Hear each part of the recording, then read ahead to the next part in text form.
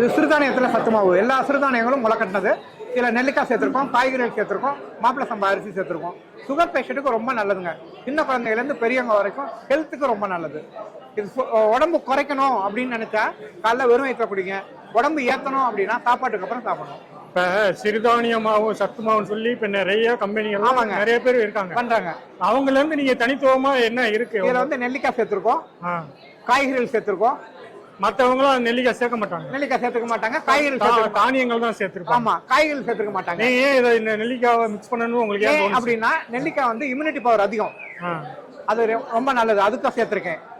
காய்கறிகள் என்ன காத்திருக்கேன்னா கொத்தவரங்காய் வந்து முதுகு தண்டுவடத்துக்கு ரொம்ப நல்லது, அதுக்கு சேர்த்திருக்கேன். கீரை எதுக்கு நல்லதுன்னா அயன் சத்து அதிகப்படுத்தும்.